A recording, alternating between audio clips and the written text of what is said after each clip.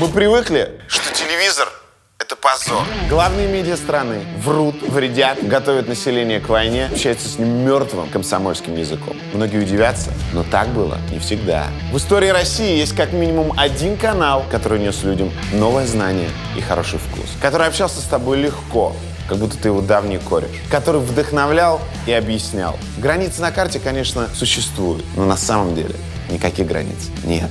Этот канал называется MTV. Дальше будет небольшое кино про золотой период MTV, про то, как это получилось и почему получилось настолько хорошо. Когда будете смотреть, просто знайте, если бы не эти пацаны и девчонки, никакого Вдудя, скорее всего, никогда бы не получилось. Спасибо и вперед! Юрий будет дуть, будет Юрий. Вы помните первый день на MTV? Конечно.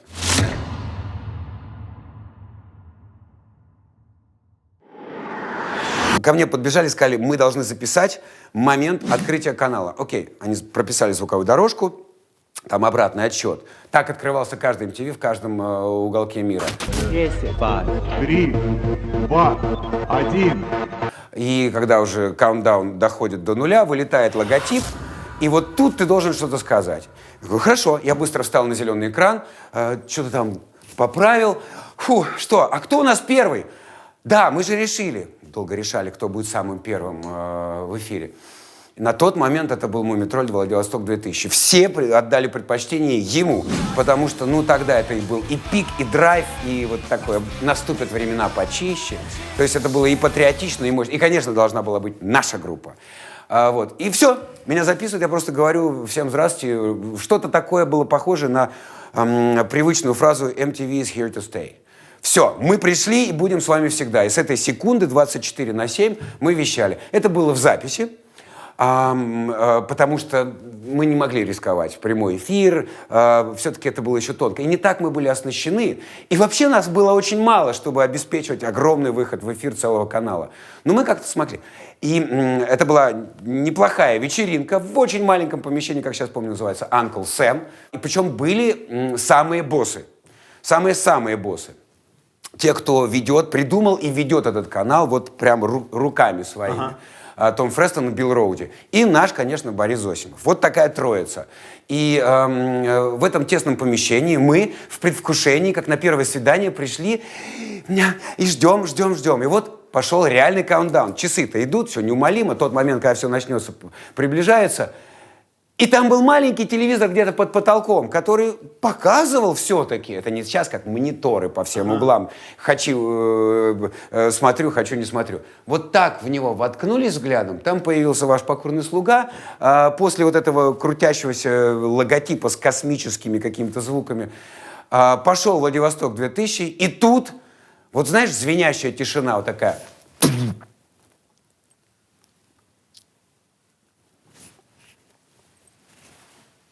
Это непонятно. Кто выключил звук? Но это было шумно, конечно. Но это был такой великолепный, бурный, какой-то белый праздничный шум. Все шуршали, все обнимались. У кого-то глаза блестели. Кто-то просто, да ладно, чё ты там, братались. Все задыхались от эйфории. Все, пошли эндорфины. И все понимают, что мы сделали это. И начались пламенные речи. Борис Гурьевич сказал... пламенно, по-лидерски, от души, с чувством. Наш парень. Том Фрестон сказал, как big босс от всего Viacom, если вы в курсе, это гигантская компания, по адресу Broadway 1515. Он сказал месседж от всех MTV мира. Он сказал, что он не мог поверить в то, что это произойдет вот на этой территории, но тем не менее, вот мы это наблюдаем и переживаем. Билл Роуди, практически той же величины супербосс, он просто заскочил на стол, как все. Но он заскочил легко, как будто он собирается исполнить какой-то танец или что-то. Он очень спортивный. Все просто выходили красиво, становились трибунами. Этот выскочил и сказал буквально несколько слов. Ребята, это только начало, дальше будет круче. И затем... он сказал фразу, которая, наверное, могла бы стать таким грифом на ближайшие лучшие, самые золотые годы MTV Россия. Он сказал, and remember, you gotta fight for your right to party! You gotta fight for your right to party! И мы поняли, что это не просто фраза из фильма. Это руководство к действию.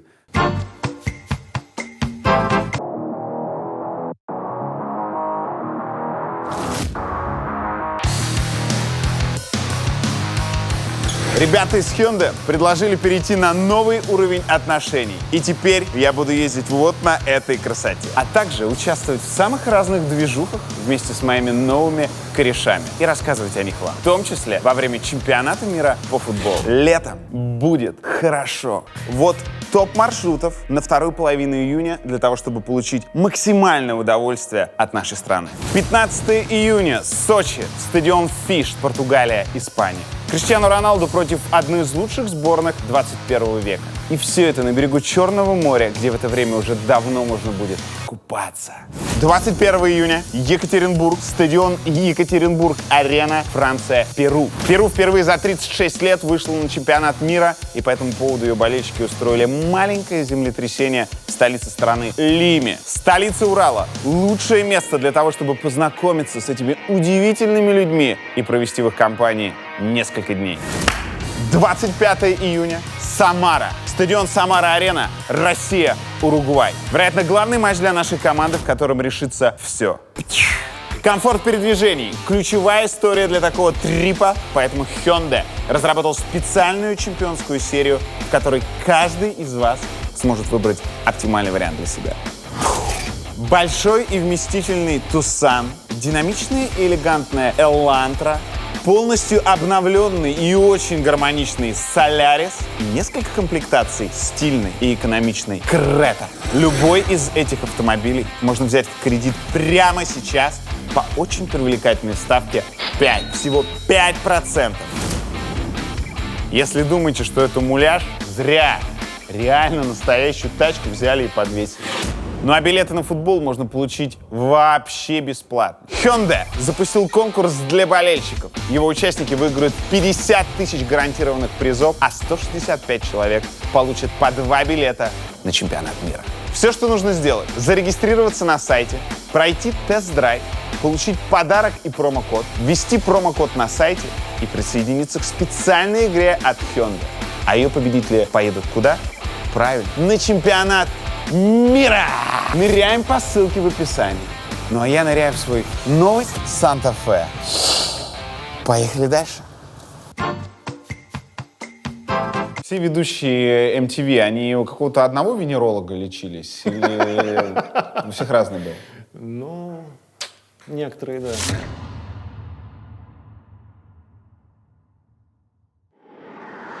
Как происходил контакт? Ну ведь штурмовали же. Между виджеями или... Нет, между теми, кто хотел затесаться или попасть под виджея. Бывали инциденты, когда, например, ты приезжаешь к себе за город и такой: ой, сейчас отдохну, как там, что у меня в садике, надо выйти посмотреть. И видишь, что у тебя в садике уже сидит девушка, ждет тебя, совершенно тебе незнакомая. Перебравшийся через забор. Да. И говорит: о, ты наконец-таки приехал, слушай, я очень пить хочу. А ты кто? А я вот такая-то. А ты что здесь делаешь? Я тебя жду. А сколько ты здесь сидишь? Ну, часов 10, наверное, уже. У тебя водички не будет? Вы давали ей выпить? Я первое, что делал, я шел, действительно наливал ей водички, это самое, и чтобы она не умерла. Предлагал ей что-нибудь перекусить, а потом ее, значит, это самое отправлял подальше. Когда вы смогли снова нормально ходить по улицам, чтобы вот это «Хе-хе, лох, это судьба». Лох — это судьба. Лох — это судьба. Не раздавалось вокруг? Случаи. Утром я люблю прогуляться, пробежаться перед рабочим днем. После этого люблю зайти в один кофейный... У нас можно называть... Да? Да. Зайти в Чувствуете? Starbucks. Чувствуете? Да. Сколько лет прошло, а до сих пор это сидит во мне во всем. Раньше нельзя было в телевизоре называть бренды. Утром во время прогулки я слушаю, опять же, радиостанции, лондонские всякие, breakfast show. Очень люблю слушать утренние шоу. И вот, значит, такой вот, сейчас вы поймете, почему я все это описал, почему эти детали. В наушниках, значит, в шапочке, оранжевая куртка яркая, чтобы машины не сбили, не задавили. Я, значит, в таком виде захожу в эту кофейню, заранее прибрав звук в ушах, в наушниках. Но наушники не вынимал. И слышал разговор между двумя девушками, совсем молодыми. Им лет, наверное, 20, может быть, 21, вот плюс-минус. И разговор. О, смотри, сейчас по-английски заговорит. Да не, какой это швед. Скандинав. Вот смотри. Не-не, вот смотри, он улыбается. Вот он улыбается, это вот так, вот америкосы так все улыбаются. Да-да, вот сейчас по-английски заговорит. Или англичанин. Я подхожу такой, и я вмиг понимаю, что поколения прошли. Вот это вот прошло то самое время, когда «Эй, Васек, лох, это судьба, да? Где Сева?» Еще любили спрашивать. «Сева-то где?» Я понял, что все, клево, можно спокойно гулять по улице. Ведь этим двум девушкам могу сейчас все, что угодно рассказать про себя, и они поверят мне. То есть я могу им сказать, что я действительно швед, что я американец, что я британец, что я не знаю, кто угодно. И они поверят. Потому что они совершенно не знают, что было 20 с лишним лет назад, то, что началось в 98-м и так далее. Они не знают про этот канал. Они, может быть, слышали 3 эти буквы, но они не понимают, что это, и они не знают, и слава тебе, Господи. Значит, это было в Алматы. Мы туда ездили, были такие штуки, может, помните, MTV-зация страны.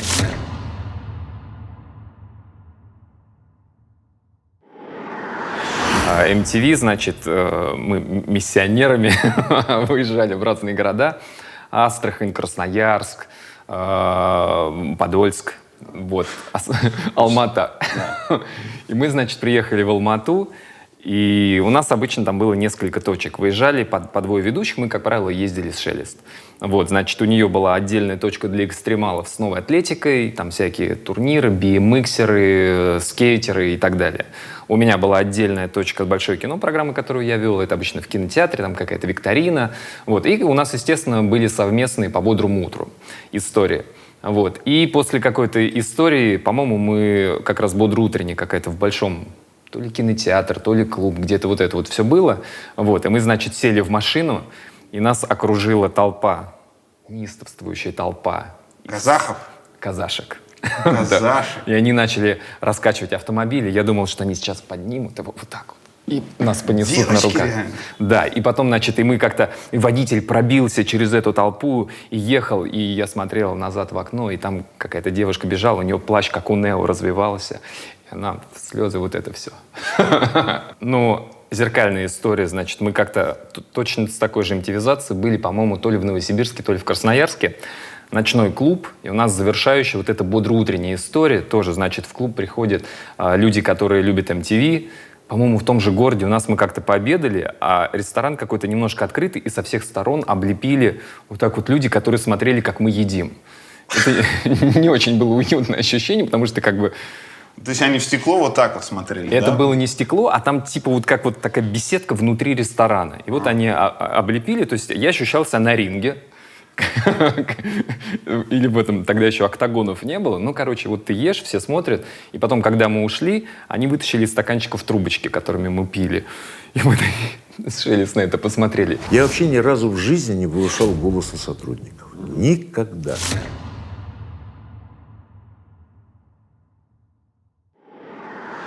Ни в одной своей компании. Ни в Полиграме, ни в Universal, ни на радио, ни в журналах, ни на MTV. Никогда. Потому что я предпочитал, чтобы меня боялись, когда я молчу. Вот. Это работало намного лучше. Это молодой коллектив, который вдруг стал самой модной, самой известной молодежью в стране. Как вы боролись с медными трубами? Расскажу об одной ситуации, которая характеризует все, что происходило в то время.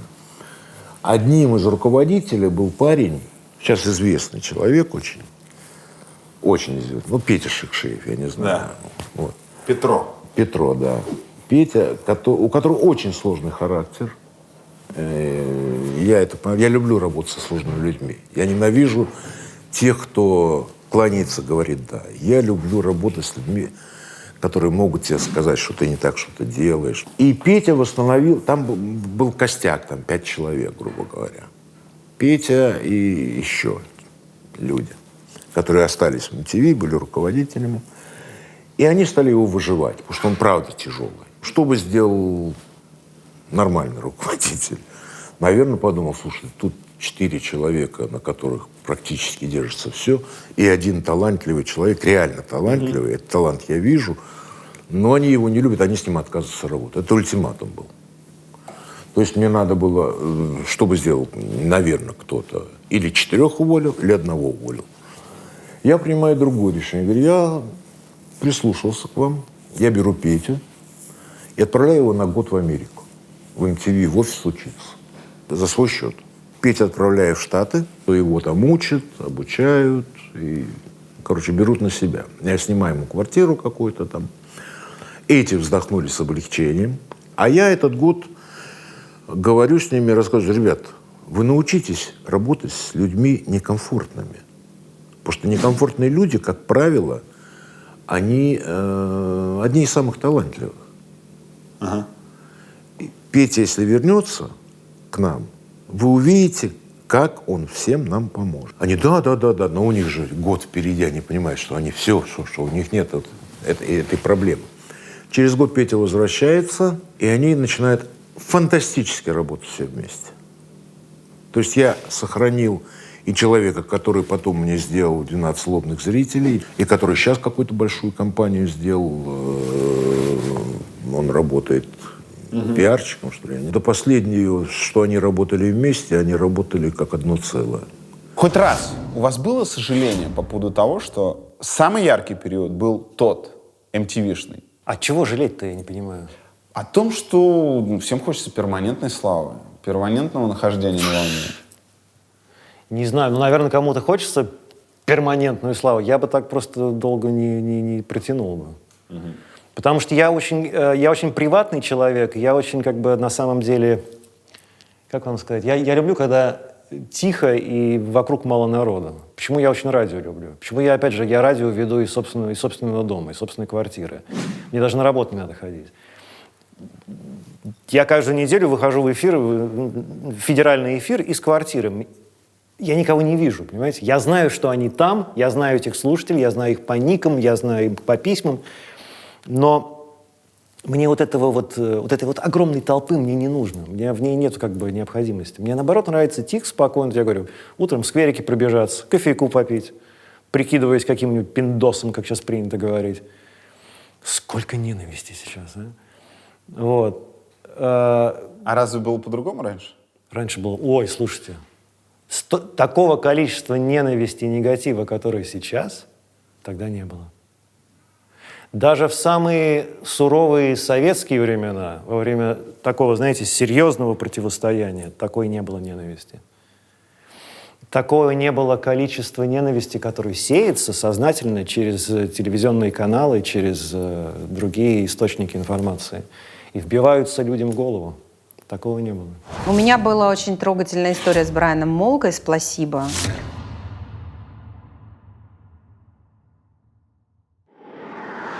Я была беременна Лукой, опять же. И у меня еще не было видно живота, но штаны у меня уже не застегивались. Одежду для беременных было сложно тогда найти. И, в общем, как-то я себя нормально чувствовала, не было никаких проблем. И, значит, вот он идет, и у него люди берут интервью, он пришел с пресс-конференции, и он там нашампанился. И ему было неудобно стоять.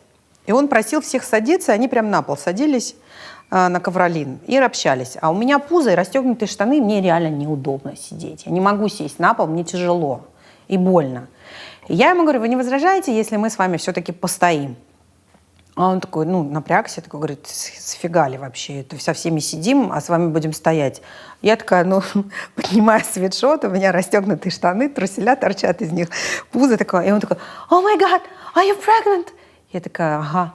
Он протянул руку, взял меня за живот, сказал, bless you. Давайте постоим. И я Луке много раз рассказывала эту историю, что его благословил Брайан Молка. Вот. А Лука сейчас скорее морщится от этого? Или нет, Лука, не всем нравится Брайан Молка? Лука слушает «Пласибо», ему нравится вообще американская музыка, слава богу. Он слушает там Fall Out Boy, Panic at the Disco, поэтому у него нормально все со вкусом музыкальным. И он, конечно, гордится тем, что его благословил Брайан Молка. Трэш всегда был общение с группой Prodigy. Ага. Потому что их английский для меня звучит как турецкий. Это очень тяжело. Я вообще не понимаю, что они говорят. Вот как Кейт Флинн как поет, Они так и разговаривают, и, конечно, это, ну, так, непросто для меня, которая учила американский английский язык. Юрий будет дуть, дуть будет Юрий. Сколько вы платили своим ребятам на MTV? Копейки. Копейки. Во-первых, денег просто физически не было в начале. Не, на MTV уже побольше платил. На Bis TV я платил там гроши абсолютно. И кормил их завтраками про MTV. И вот этот полгода дырки, когда мы ушли с канала и якобы готовились к MTV, для меня было самое страшное и тяжелое время. Мало, это что тогда, $500 Да в месяц? не, ну какие 500 долларов? 200-300 долларов на Bis TV было. Ага. А на MTV? Ну, 500-600.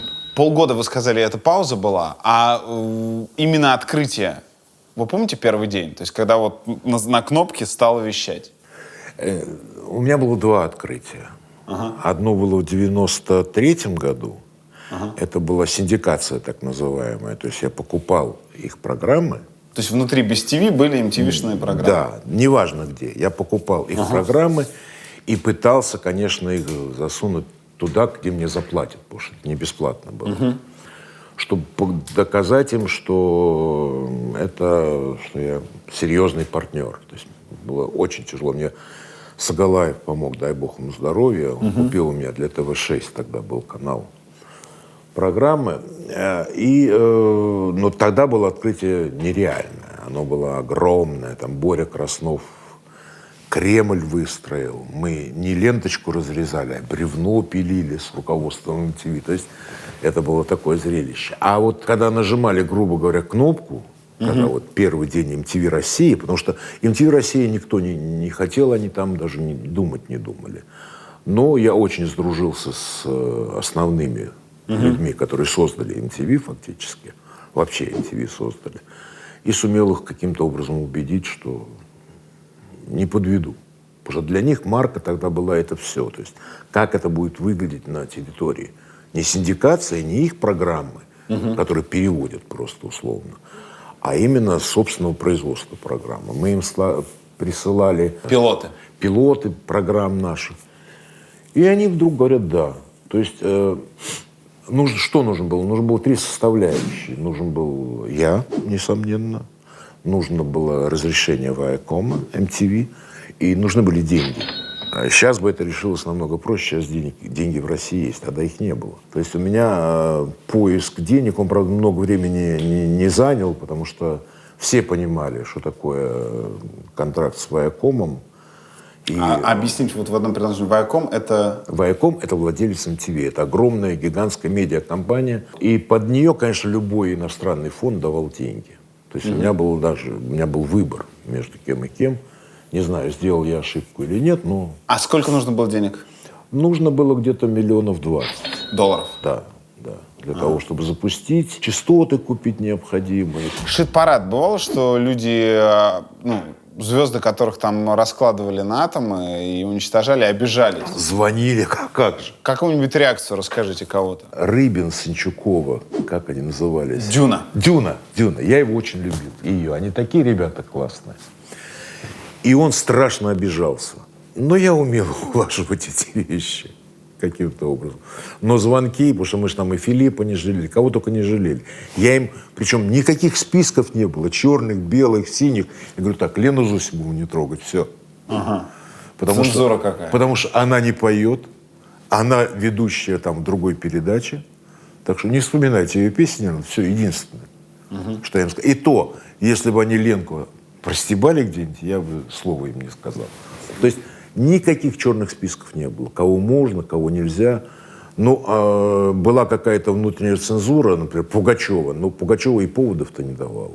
Вы сами про Лену заговорили. Давайте уточним. Песни Лены хоть раз были на MTV? Подружки мои, не ревнуйте к тому, кто в меня влюблен. Нет. 90? Нет. Это осознанное решение? Она не в формате она была. А пишите формат MTV? Формат MTV я всегда для себя поставил такую задачу. Я должен ходить по краю. То есть не свалиться в пошлятину и не свалиться в другую сторону. Вот помнишь, был такой клип, когда человек идет по тоннелю, и его сбивают машины? Это «Анкл». «Анкл», да, помнишь, да? Вот «Анкл» — это вот мое по видеоряду. Блин, ну это почти шедевр. Ну да, по видеоряду, повторяю. По музыке я не могу сказать, что это шедевр. Мне нужно было постоянное хождение по лезвию бритвы. Во всем. Но, подождите. Бивис и Батхед, например. Ну, нет, Бивис и Батхед. Стоп. Бивис и Батхед, я сказал, ребят, так было и в Америке. Первые полгода плеваться будут все. Через полгода все будут ходить и говорить «ага». Так и случилось и в России. То же самое, абсолютно, реакция та же. Там, когда Дума этот вопрос поднимала по Бивису, а я его специально ставил на метровый канал, специально, потому что мне постоянно нужны были скандалы. Есть рекордное предложение, с которым вам предлагали залезть именно на MTV? То есть, Борис, 100 тысяч баксов, но покажи это. Были. А цифру вы помните Были. рекордную? 70, 80. Ну, со мной это даже не обсуждалось, потому что знали мой ответ. А 70-80 за какого-то поп-артиста? Ну, конечно. Потому что артисты, вот, например, Тату, да? Да. Возьмем Тату или Земфиру. Да. Земфира ко мне пришла до всего еще с кассеткой, с Леней Бурлаковым. Я когда включил кассету, я послушал первые 2 песни и сказал: мама дорогая, это же мегазвезда. И они мне предложили там долю какую-то. Я сказал: мне ничего от вас не надо, снимайте клип, приносите, вы наш артист. Как? Понимаешь, я же не с Луны свалился, с артистами до этого работал, я знал, что это за публика. Я всегда отказывался от какой-то доли. Если подходил мне артист, я его... Тату, я когда увидел клип, он мне принес, Шаповалов, я сказал: ты меня можешь даже не уговаривать. Хотя у меня практически все были против. Так. А что значит? Вот смотрите, да, это важный момент. Это клип, где 2 школьницы играют в лесбиянок. Да. Как вы его интерпретировали, как вы к нему отнеслись? Я вообще не стал его интерпретировать, я понял, что это мое. Это то самое хождение по лезвию бритвы. Это то самое, за что любит MTV, мое MTV. Мне не надо было интерпретации, лесбиянки, не лесбиянки. Мне это ясно было, как это отразится в головах у зрителя. Я его поставил крупнейшим помолом. Он у меня не знаю, сколько раз в день шел. А Шаповалов мне предлагал 25% от Тату, не понимая, что у меня есть доля от Тату, так как они подписаны на Universal, а я совладелец Universal. То есть я на Тату в итоге все равно заработал, но с другой стороны. Юрий будет дуть будет Юрий. Это вот тот самый случай, когда одна дверь закрывается, как сейчас модно говорить, да, и другая сразу открывается. У меня буквально закончился мое участие в одном радиопроекте в Москве, и то есть вот как бы мое участие в нем закончилось. И через неделю мне раздается звонок и говорят: слушай, тут канал такой открывается, MTV. Может быть, слышал. Еще как. Они ищут голос. Им нужен закадровый голос, который бы записывал промо, который озвучивал каких-то там гостей, переводил в эфире. Вот хотят тебя попробовать. Придешь? С удовольствием. И я пришел на этот канал именно как голос. Меня взяли как человек, который будет работать за кадром. Увидишь это первым на MTV. Все остальное — это уже, как говорится, из history. Все уже остальное — это история, потому что дальше произошло... Слушай, у нас тут не вышел ведущий по какой-то непонятной причине. Сядешь вместо него? Не знаю. Ну ладно, давай. Вы же были намного старше всего того Всех поколения. остальных, да. Как это сказывалось на отношениях? Вас воспринимали как деда, старшего брателлу. Кстати, с того поколения слово брателло, да. Рубеж веков. Брателло. Мне кажется, не было... То есть нет, естественно, все знали, что я дедушка. Мне в то время было, по-моему, 37, 36, 37, 38, где-то вот так вот.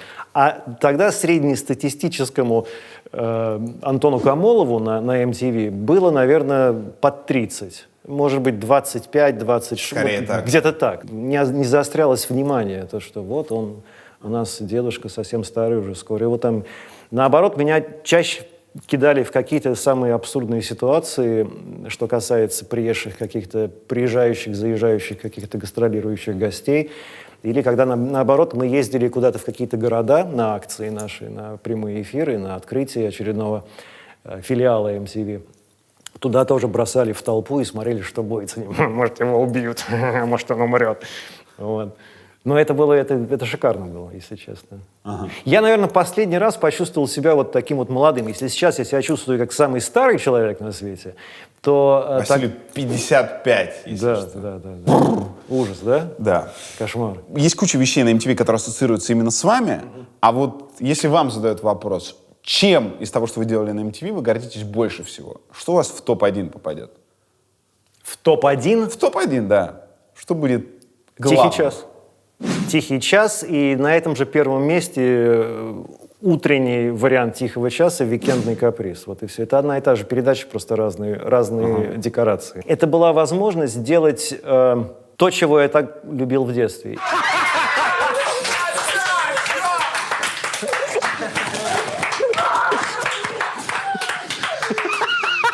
Именно делать передачу с большим количеством музыки и с интерактивом, с письмами. Доставать какие-то посылки, которые нам присылали зрители, и стебаться над этим. Но при этом мы очень много заработали, сгенерировали очень большое количество друзей. И действительно очень много было, намного больше было как бы доброжелателей, чем хейтеров. Это был прямой эфир. Сейчас же прямых эфиров практически, если только там программа «Время» или еще какая-нибудь там... Как точно показали. Ну, а как еще? Понимаете, все MTV вот было... Это был какой-то такой большой праздник прямого эфира, где могло произойти все, что угодно, с кем угодно. И в этом был кайф. Юрий будет дуть будет Юрий. Как появилась на свет программа «12 злобных зрителей»? Здравствуйте и радуйтесь! MTV запускает новую программу под названием «12 злобных зрителей». Это запросто. Значит, была такая передача на американском телевидении, но я об этом на тот момент ничего не знала.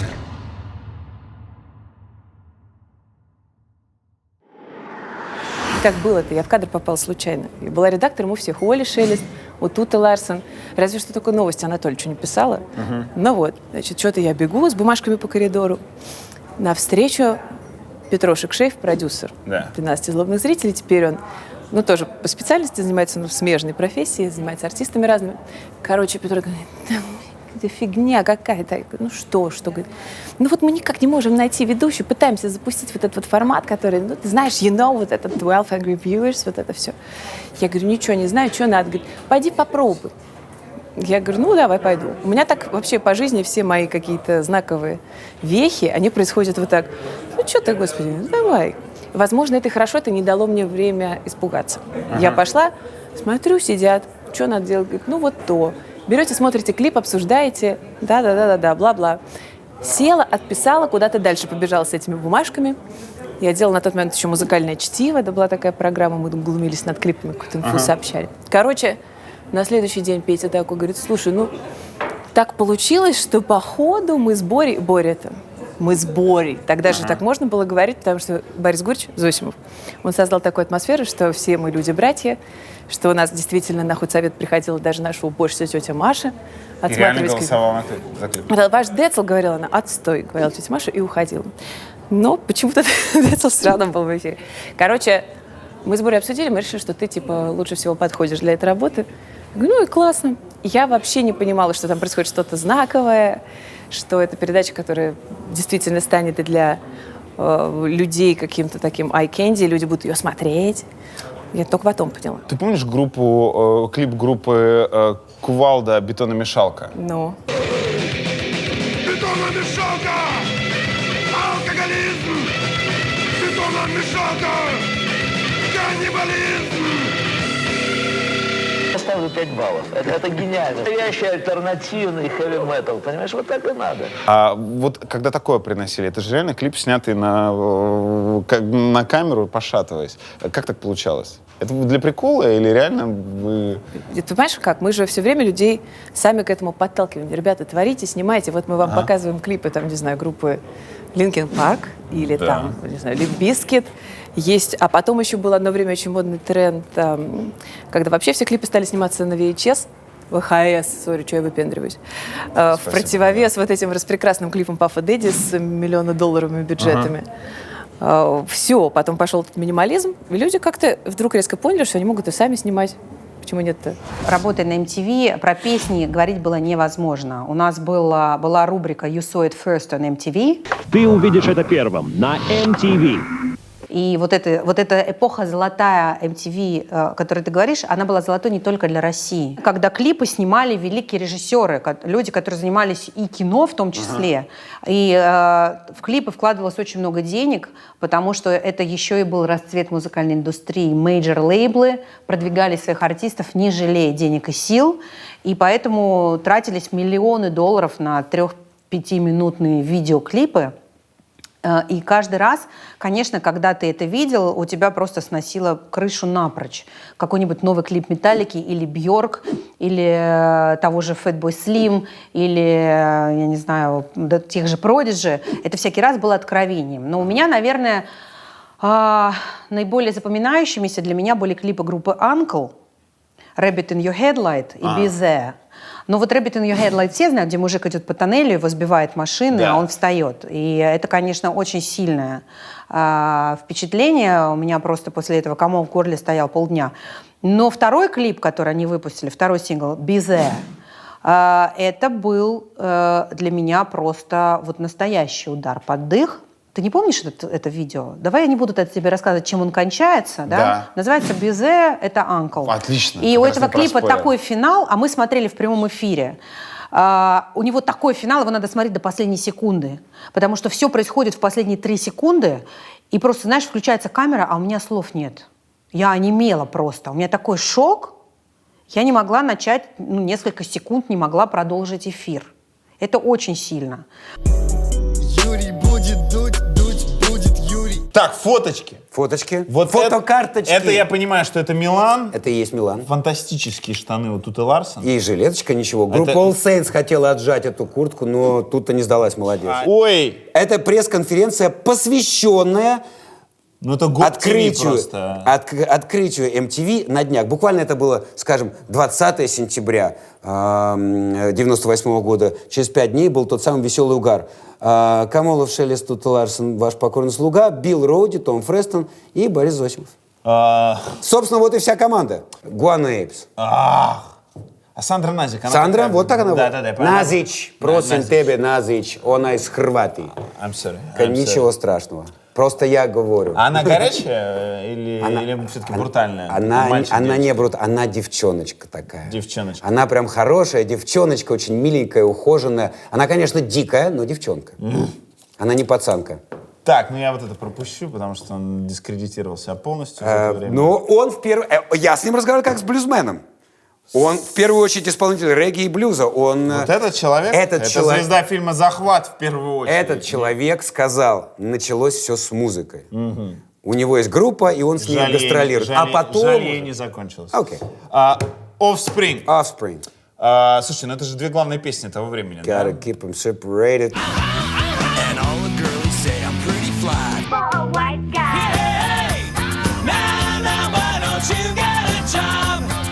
Вот наш оператор, вот я. Объясните, вот что такое людям, которые родились в 2000-м? Это небольшая камера, весит она все килограммов 15, все оснащение весит еще больше. Это то, с чем боец спит, ест, путешествует и никогда не выпускает из рук. И то, что дает нам прекрасную картинку. Маленькие кассеты перегоняют на большие, монтируют и показывают. Стоили типа $1000 по $70. Это безумные цены, безумное качество. И вообще это круто. Так, это Muse. Первый их визит в Москву, гостиница «Аэростар», 3-звездочная, скромненькая. На Ленинградке. Просто ребята приехали немножко поиграть в каком-то клубе. Я сказал, кажется, с ними есть о чем поговорить. Они музыкальные ребята. Ну ладно, если хочешь, снимай, только просто вот эти вот альтернативные команды никому непонятные. Никогда стадион не соберут, да? Да нет, просто зачем на них тратить время? Я говорю, я потрачу, у меня найдется.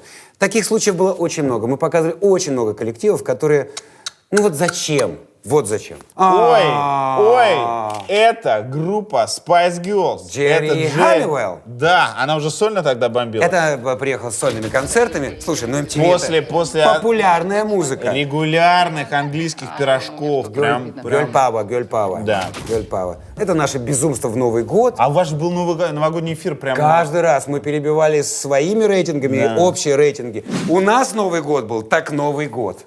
Лика какая, Sporty Spice, Mel C. это Не скрою, моя любимка. Да? Она очень крутая. Вы хотели ее? Я с удовольствием каждый раз с ней встречался и разглядывал, и кокетничал. Она это видела, и мы мило проводили время. Но все прилично, к сожалению. А скажите мне, у Лики был роман с кем-то во время золотой эпохи MTV? С кем-то из MTV? Нет. Я только о ней мог думать. Я должен, все эти 4 года. кстати, сказать, что она долгое время была замужем за молодым человеком, оператором и режиссером всех выездных съемок ее программ. Он был очень похож на тебя. Я вижу, она тебе нравится. Все совпадение. Он очень был Не похож. думаю. Сухой, по голосу похож. По манере Замолчите! По манере говорить. Замолчите! У тебя был бы шанс. Потому что вы действительно похожи. И это говорит о том, что могло бы что-то получиться, будь сейчас 95-й. Маленький камин-аут сейчас будет. Да. Да, будет маленькое признание. Понятно, что когда мы смотрели MTV, и как бы девочки разбирали тех пацанов, которые нравятся им, а мальчики, они всегда выбирали, кто круче из девчонок, которые ведут. Я должен признаться, то, что вы были моим просто секс-символом в тот момент. Для меня существовала только Лика, когда я смотрел. Слушайте, мне ужасно приятно. Сейчас не будет вопроса, я просто об этом расскажу, понимаете? И, в общем, слово «секс-символ» я, кажется, узнала более-менее тогда. И вот сейчас, прошло много лет, и я-то это знал, потому что я послеживал за судьбами героев того MTV, но давайте для тех, кто не послеживал, скажем, сколько сейчас детей у Лики? Меня спрашиваете? Да. 3. 3. Вы многодетная мама. Да. А расскажите, как это? Ну, слушайте, во-первых, мне кажется, это какая-то совершенно нормальная штука, обычная, если ты не делаешь из этого какую-то проблему.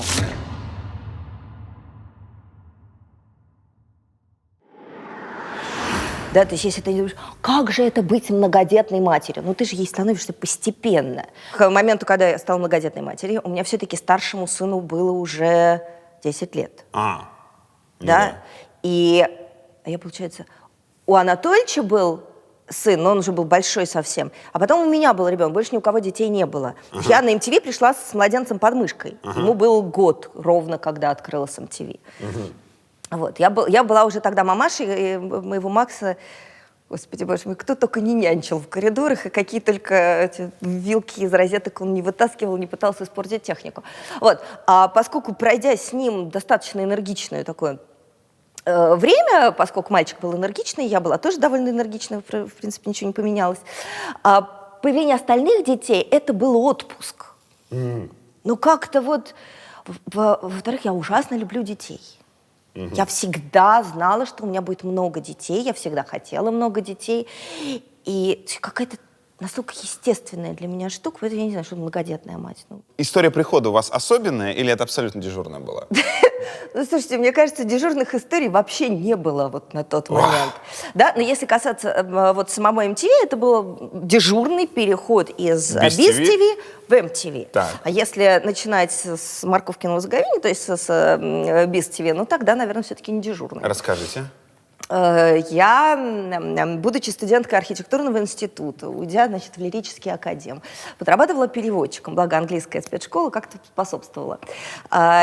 Работала, и звонит мой одноклассник, говорит, слушай, я сейчас пришел работать в такую маленькую телекомпанию, мы делаем молодежное телевидение. Какое молодежное? 93-й год, какой к дьяволу молодежное телевидение? Что это вообще такое? Я говорю, и мне нужен переводчик, потому что у нас есть материалы, присылают с Полиграмма, там есть такие большие-большие эпики, которые надо потом перемонтировать. Нам надо делать сценарий. Это все с собакой на английском. У меня нет времени. Приходи. Хорошо. Я пришла, сижу, перевожу все эти огромные истории. Страшно все интересно. И потом это как в мультике или в кино. Прибегает взмыленный человек. Говорит, значит так, у нас заболел корреспондент. И что? Поедешь ты. Я говорю, я никуда не поеду. Почему? Я закадровая крыса. Крыса, брысь!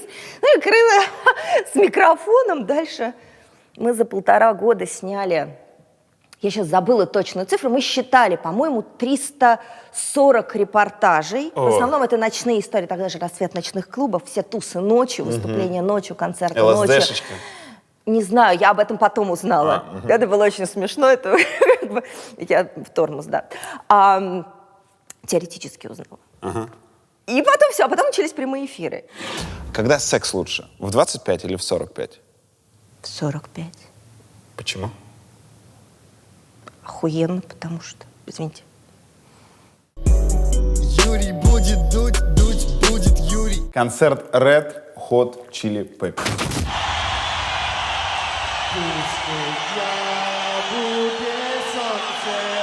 Я правильно понимаю, что вы были ведущим? Один из.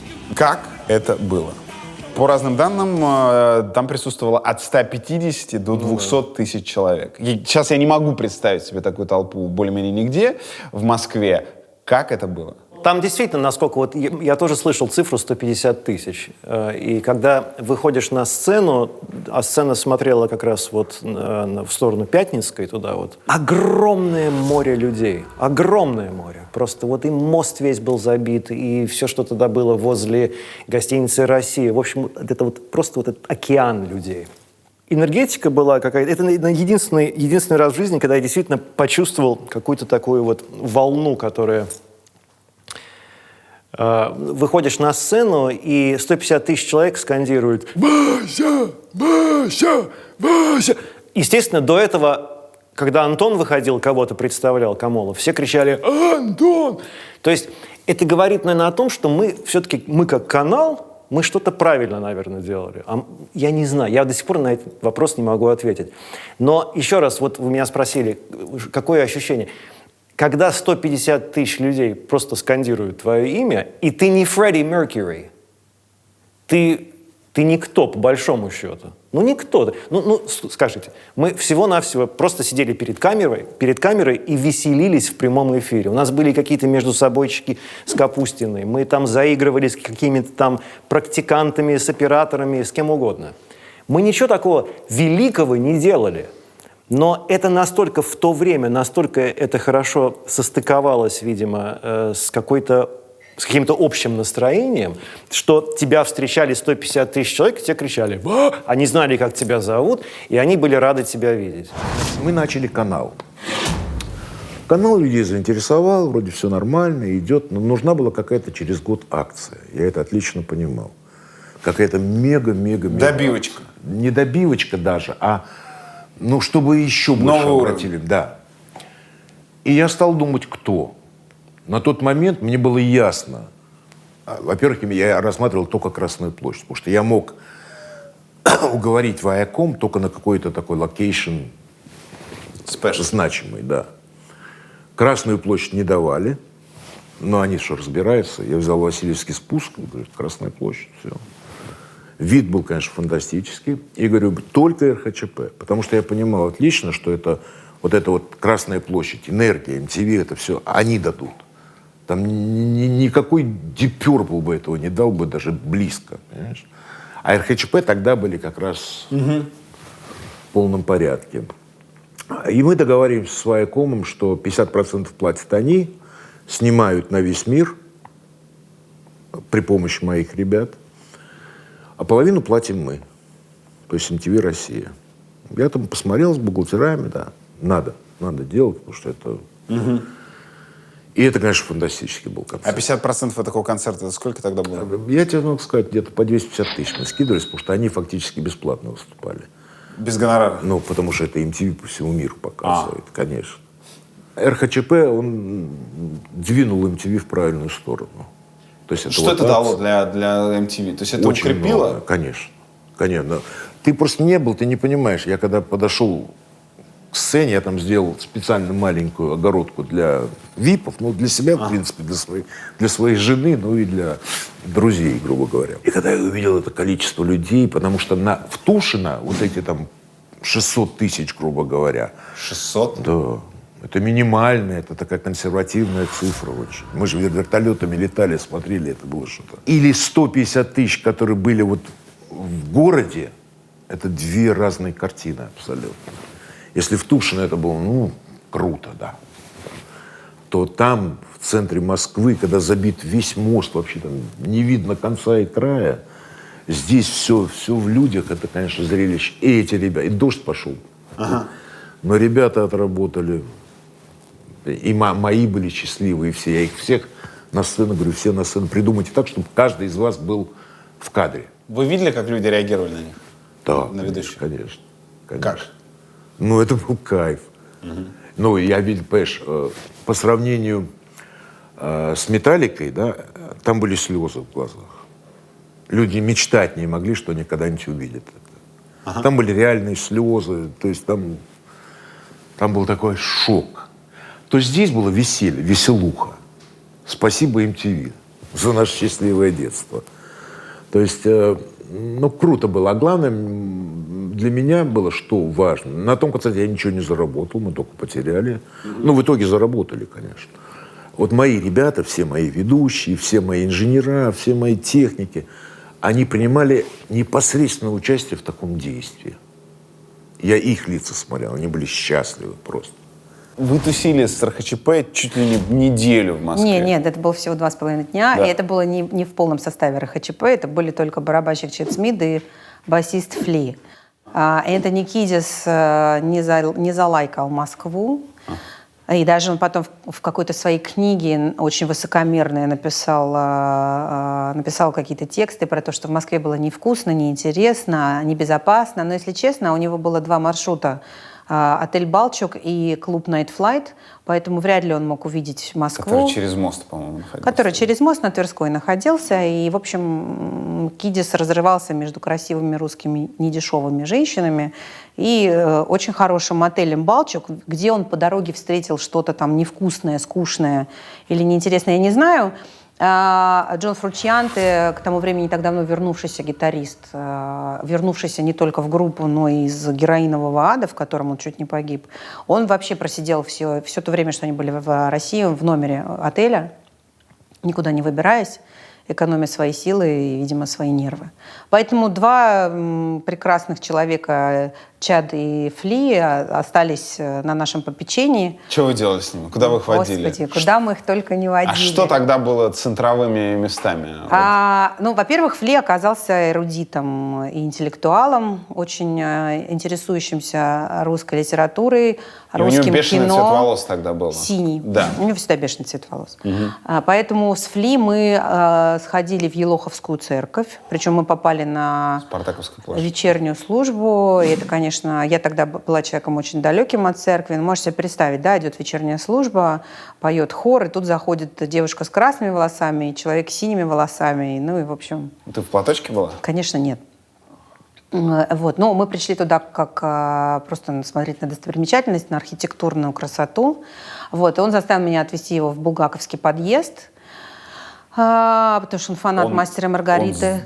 Да, он был поражен, какой подъезд засанный и грязный. Тогда, к сожалению, он вот в 99-м году, да, вот это выглядело так.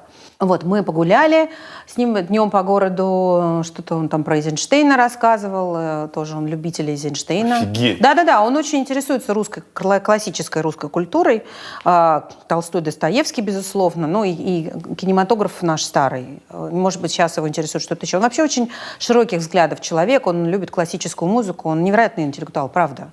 Очень начитанный, наслушанный, такой классный, несмотря на то, что у него такой образ какого-то вообще безумца, фрика, да. Но, конечно, вечер закончился феерически. В конце Мясницкой улицы была такая забегаловка под названием «Папа Джонс». Ага. И там от клуба 13 туда пешком было буквально 5 шагов. И я помню, что под утро из 13 мы вывалились, нас осталось 4, я, Фли, Чет Смит и немецкая, по-моему, журналистка, красивая блондинка, с которой там у них был какая-то взаимная симпатия. И мы пошли в этот Папа Джонс, оказалось, что мы там вообще одни, а там делали пиццу, и кто-то узнал нас, и они включили Give It Away. И я помню, это просто феерия. Причем, когда мы куда-нибудь приходили, и все ты приходишь в клуб, видят, это же Red Hot Chili Peppers, начинают ставить их музыку, они так морщились, говорили, пожалуйста, не надо, не делайте этого. Мы хотим послушать то, что здесь принято слушать. Но в Папа Джонс, там, типа в 5 утра, после какой-то непонятной пиццы и непонятного пива, это просто картинка, которую надо было бы запечатлеть, но тогда не было айфонов. Я, Фли, Чед и немецкая журналистка-блондинка слымуем на вот таком вот пятачке, на таком псевдо-танцполе, уже абсолютно невменяемый под песню «Give It Away». Это было очень весело. Блин. Да, это, вот так получилось, что никто это не запечатлел. Был один инцидент, вот такая же небольшая студия. По-моему, Тута Ларсон ведет передачу в прямом эфире с ребятами из Red Hot Chili Peppers. Они сидят у нее, значит, на диванчике, это дневной каприз, по-моему, и вот они разговаривают. И чтобы русскоязычный зритель понимал, что вообще происходит, я сидел вот так же за кадром где-то, далеко там, в том конце студии, с микрофоном в наушниках и синхронил. Вот Кидис говорит, что он очень рад, что сейчас в Москве так все клево. А ты что, беременная? Holy Spirit or what? А ты что, святой дух? Нет, я святой дурак. А барабанщик, сейчас не помню, как его зовут, Старость, он что-то, он какой-то слышал постоянно, очень некомфортно, какой-то жужжит. Потом он наконец-таки вычислил меня, и в какой-то момент во время эфира он встал и сказал «Will you shut the fuck up?» Закричал на всю студию. А ему потом объяснили, это переводчик. Хорошо, это хорошо. Поэтому мы хорошо общались. Юрий будет дуть, дуть будет Юрий. Камолов вообще в эфир не собирался, например, в свое время. А я зашел в аппаратную, это уже немножко попозже было, и я иногда ходил, смотрел, как ребята работают, мне интересно, и просто слушал, как Камолов общается с инженерами или, те, кто по другую сторону. А он пробовал сегодня как ведущий? Нет, он был, просто там работал у меня. Редактор-продюсер, да. И я услышал это чувство юмора человека, фантастическое, тонкое. Со Светлаковым я могу его сравнить. Я сказал, так, этого парня завтра пробуем в какую-то передачу. И пошло. Потом, когда мне надо было сделать рейтинг, мне нужно было лед и пламень вместе. Я знал, что у меня Шелест — это пламень, Камолов — это лед. Я говорю, вот все, их соединяем. Мне все, нет, это вы. Я говорю, соединяем. И бомба. Был ли день, когда вам было тяжелее всего проснуться в эфир «Бодрого утра»? Это был каждый день. Это был каждый тупо день, потому что ты вставал в 6 часов утра, садился на машину служебную, досыпал в ней, потом приезжал, и тебе нужно было включать как-то мозг. Я спала на гриме, пока меня во что-то облачали. Иногда я засыпала в эфире.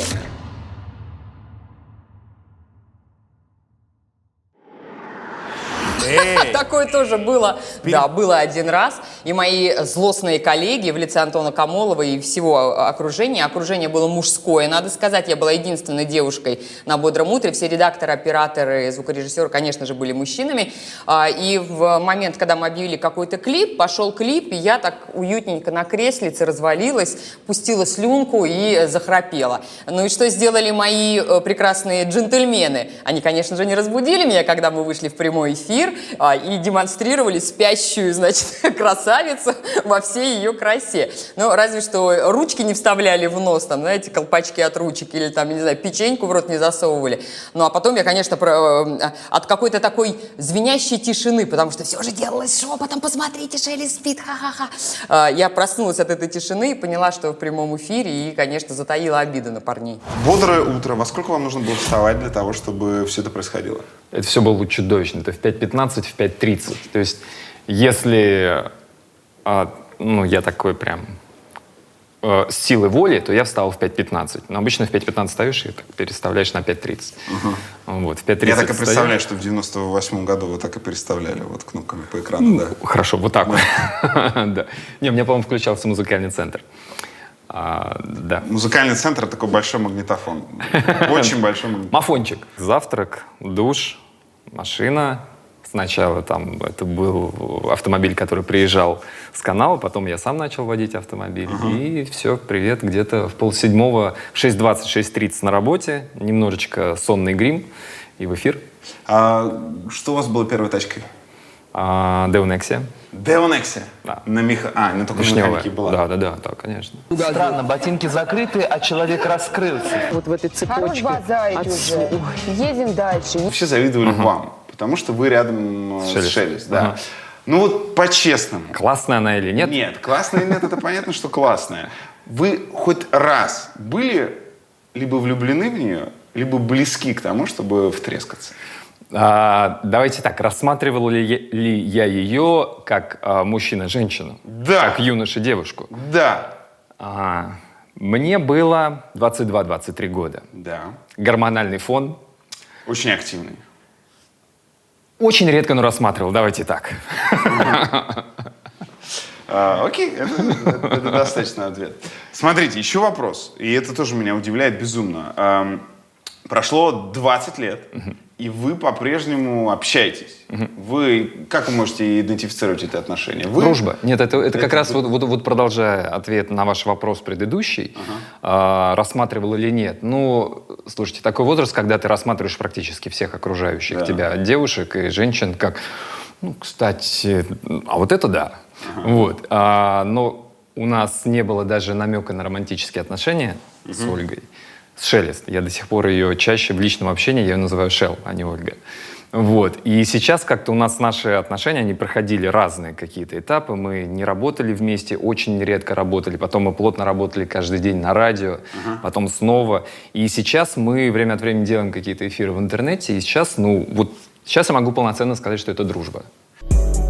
Юрий будет дуть, будет Юрий. Офис MTV был в очень забавном месте. Там офис высокопоставленного бизнесмена был. Да, там был офис высокопоставленного бизнесмена, который все время ощущал какую-то опасность, и его привозили с огромным количеством охраны, выставляли металлические щиты, пока он заходил в офис. И я помню, мы один раз приехали, вот был, конечно, совершенно сумасшедший случай, мне кажется, для как раз характеризующий 90-е годы. Мы приехали на канал, собирались в этот день на концерт группы Bloodhound Gang.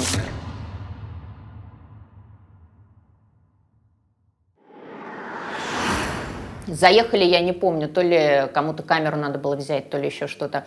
Все стоят, прилипнув к окнам. Говорим, что происходит? Оказывается, было на него покушение, его, там, ну, с ним там все в порядке, его увезли.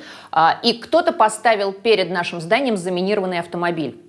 Эвакуировали все другие машины, приехала какая-то спецтехника, его пытаются разминировать. Приезжает, так мы его прозвали робот Вася, специальный такой робот, который приехал, он пытался открыть этот автомобиль, достать взрывчатку, при этом у него после предыдущего задания уже одна рука была оторвана, вот, поэтому он был однорукий робот Вася. Потом какие-то люди специальные. Что сделали мы, идиоты? В этот момент шла в прямом эфире программа «Дневной каприз», программа по заявкам.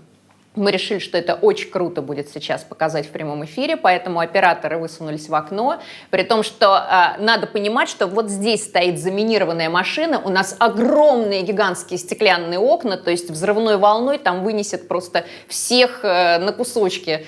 И оператор высовывается в окно, начинает все это снимать. По-моему, Оля Шелест вела как раз прямой эфир. Она начинает комментировать. Вот у нас здесь на Щипковском переулке заминированный автомобиль. Сейчас мы посмотрим. О, смотрите, вот идет робот Вася. Сейчас он попытается его разминировать. И у нас идет в прямом эфире. Все почему-то решили, что это дико круто на музыкальном канале давать в прямом эфире вот эту картинку про то, как пытаются разминировать автомобиль. Потом там человек в специальном костюме, там спецоперация. Я не помню, сколько минут наш канал продержался в прямом эфире, но где-то минут через 20-30 приехали люди, показали удостоверение, сказали, вы охренели, тут все... Включайте клип группы Демо. Давайте все кассеты, изъяли вообще все там эти битакамы, все, дали всем по шапке и уехали.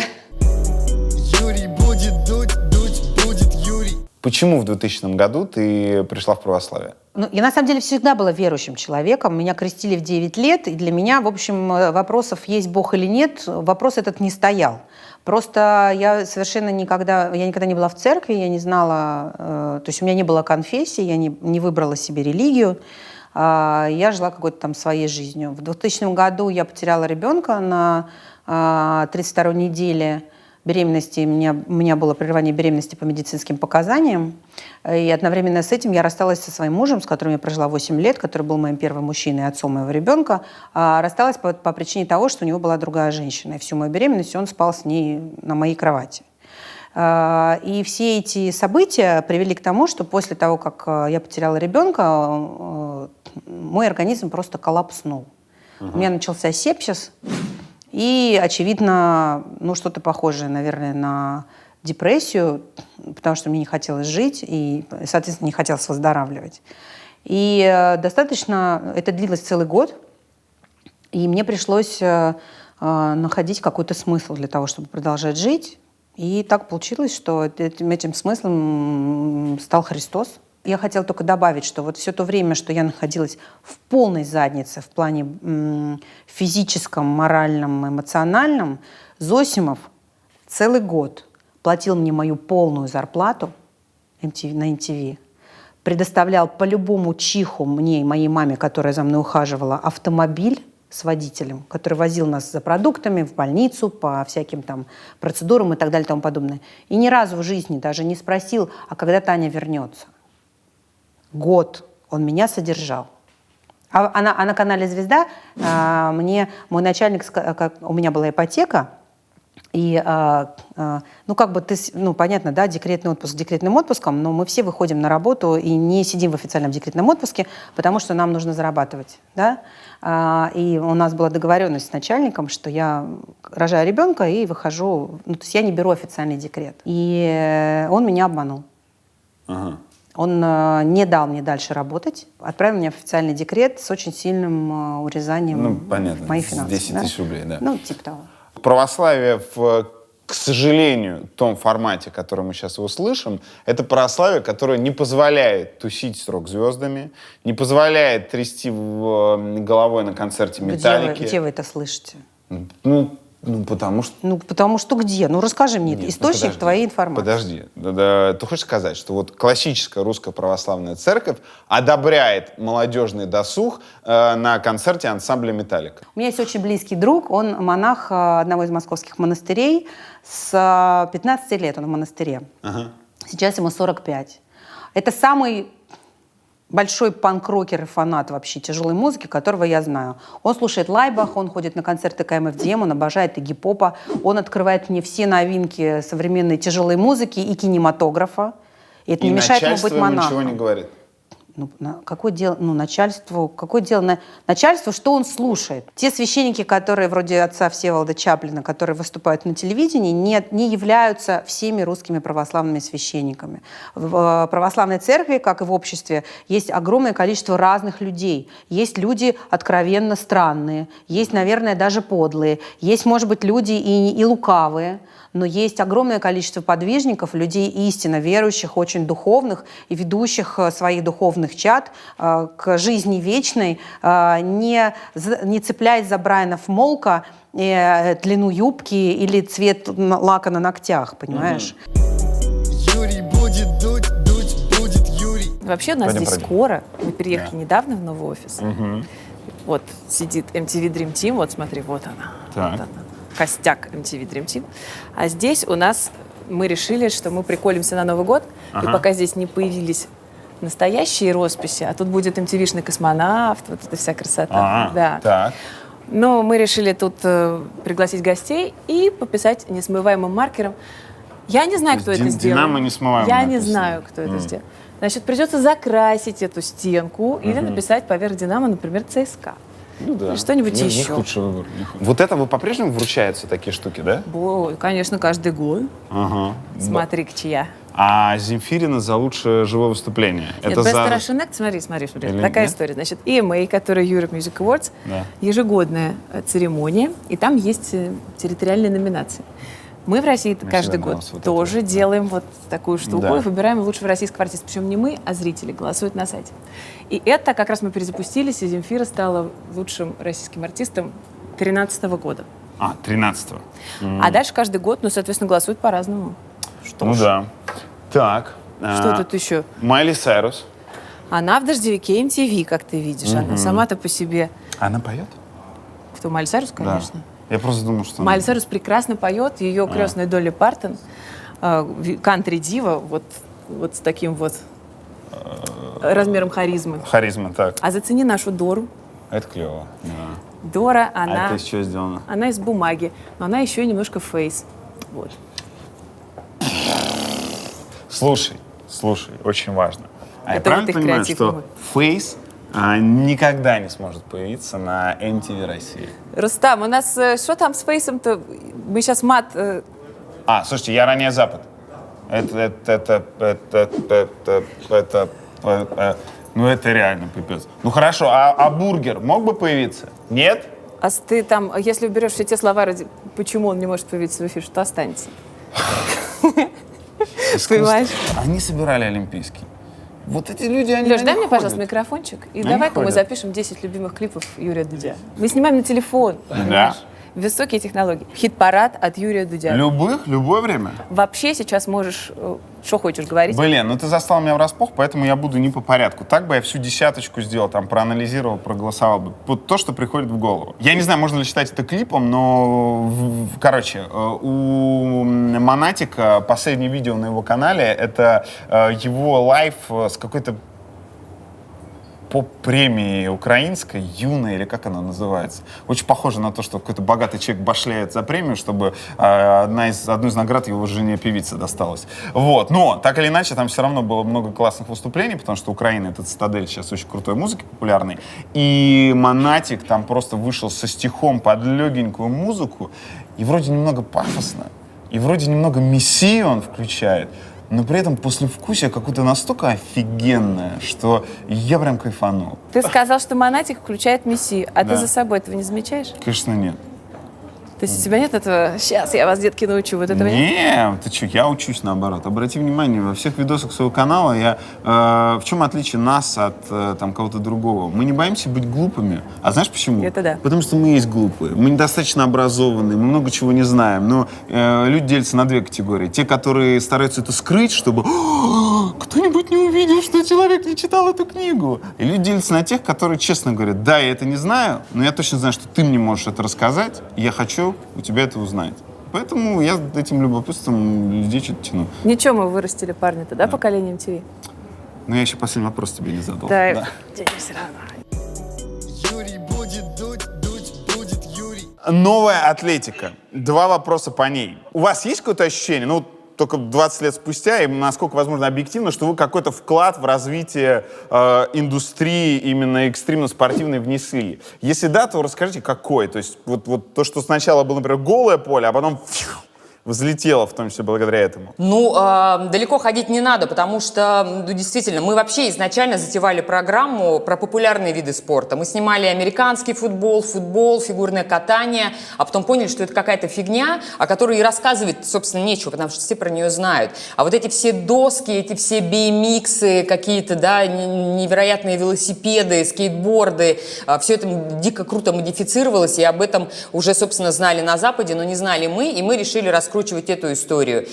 И удивительно, но я же получала и фидбэк, и я до сих пор его получаю, что спасибо вам большое, благодаря вам я не сидел, бренчал там где-то под забором, да, с дружками, а взял доску и пошел кататься. И сейчас катаюсь, ставлю своих детей и прочее. И ребята учили по нашим программам трюки, потому что раньше же это нигде нельзя было достать, Ютуба не было, интернет только-только появился. И по нашим программам, поскольку мы имели доступ к западным аналогичным программам и ставили, собственно, да, каких-то очень крутых пацанов, которые этим занимаются, и ребята просто реально по паузам зарисовывали, и все это учили у себя во дворе, на горках, на каких-то там площадях. Поэтому это, конечно, ну, был отклик. И я, если не мать экстрима российского, то тетя точно. Каким ты помнишь Ваню Урганта на MTV? Вани Урганта нет среди героев этого фильма. Мы его обожаем, любим, и он просто лучший. Но просто в нашем представлении он совсем по касательной задел золотое время MTV. Каким ты его запомнила? Я его запомнила интеллигентным, очень деликатным, симпатичным молодым человеком, который по какой-то совершенно непонятной мне причине был не слишком востребован руководством MTV и, ну, скажем так, действительно не был оценен как один из бойцов передового отряда. Так получилось просто, что как раз Ваня появился, когда я болела, и вот этот год, в который я выпала с MTV, да, там как-то уже немножечко что-то поменялось, и я когда вернулась, Ваня уже что-то делал, но при этом он действительно, я не могу сказать, что ему давали возможность проявить себя во всей силе и во всей мощи его таланта. Хотя Ваня всегда прекрасно шутил и всегда был очень ярким, открытым, раскрепощенным. Я, честно говоря, для меня это феномен. Я не понимаю, как MTV могло проглядеть Ваню Урганта. Я это объясняю только тем, что к тому времени уже вот начались вот эти все странные процессы коммерциализации, и люди были заняты, люди у руля были заняты немножечко другими вещами. А может быть, дело просто в том, что Ваня, он гораздо больше, чем MTV, и поэтому он вполне закономерно нашел свое место на главном канале страны. Дайте угадаю, каким вопросом вас доставали все эти годы больше всего. Вы угадаете или вы понимаете, о чем? Не, мне интересно, потому что есть несколько вопросов, которые когда мне приходят по почте очередные вопросы от журналистов, я говорю: о боже, ну сколько можно? Давайте я вклинюсь в эту историю. Как часто вас просили подробно, с деталями, со всеми слезами и прочими вещами рассказать про ваш роман с Ваней Ургантом? О, я думала, вы меня сейчас спросите про черный пояс по карате. Нет. Это был самый такой избитый вопрос. Я спрошу про Ивана. Насколько вас задолбали эти? Меня уже несколько лет не спрашивают, потому что я сказала, что я не отвечаю на эти вопросы, поэтому меня перестали в какой-то момент спрашивать. Тогда ответьте на одну простую штуку. Правда ли говорят, что на первых порах его очень мало воспринимали на MTV? То есть мало кто мог поверить, что это реально станет главным телеведущим России? Мне кажется, это я брякнула в каком-то интервью. Не, я слышал это от примерно 5 разных людей. Ну, да, на самом деле, вот как-то почему-то было такое к нему отношение немножко... не воспринимали его всерьез сначала. А почему? Это потому что сложившаяся команда или потому что все видели, что этот человек, в общем, по потенциалу вынесет их всех? Не знаю, мне трудно сказать. Не могу понять. Мне кажется, его просто не в тех проектах пытались раскрыть. Может быть, поэтому.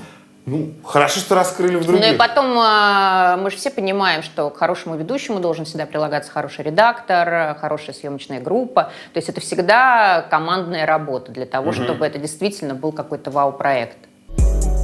Юрий будет дуть будет Юрий. Это мой дружбан, с которым мы многие годы проработали. Забавно, что мы с очень многими старыми МТВшниками... Он работник стоматологии? Или... Он директор коммерческого отдела и приносил каналу деньги. Реклама и прочее. Но он потрясающий бас-гитарист, и сейчас он в моей группе играет на бас-гитаре. Джетлэг, да. Он очень американский человек. И дело не в том, что он американский, дело все в том, что он просто знает всю историю MTV, всей музыки и так далее. То есть у нас даже коммерческий директор был настоящий какой-то хэви-металюга, чтобы понимать, где он находится. Трудно быть сотрудником канала MTV, не понимать, что такое музыка, весь этот флер ловить, не знать артистов. Если тебя от этого не прет, ты бы там не мог задержаться. Я не помню, чтобы кто-то был абсолютно в стороне от того, чем мы занимаемся. Это невозможно. У нас не мог появиться в эфире ведущий, который не имел отношения к поп-музыке, к рок-музыке. У него мог быть свой какой-то сугубо устоявшийся вкус. Но быть вот вне этого движения невозможно, потому что тогда ты просто ничего не успеешь. Ты просто запутаешься. Но это как играть в игру, в которой ты еще только начинаешь, а с тобой уже ребята, которые просто забивают.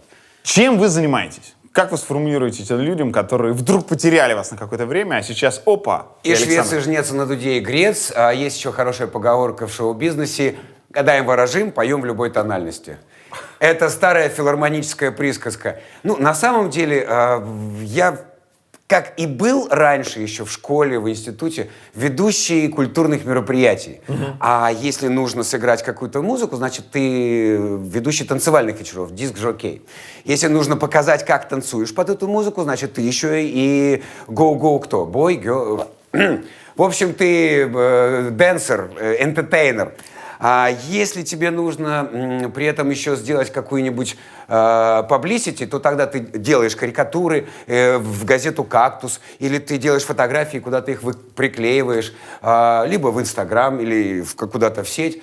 Да, если ты хочешь вести телевизионные передачи, выйти на больше, чем актовый зал средней школы, ну, тогда ты идешь на какой-то телеканал и ведешь какие-нибудь передачи. То есть ты развлекаешь, и мне это нравится. Во всех видах. Канал World Fashion. Да. Хэштег fashion is my profession. Мне сказали: старина, ты вроде как модник всегда был, и ты такой дикий последователь, что неправда.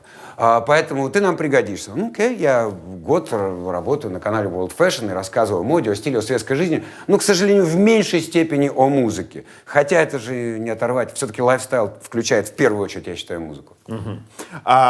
Я правильно понимаю, что 8 марта вы шарашили диджей-сет вместе с сыном? Да. Что мы делаем очень часто. Сколько лет вашему сыну? 30.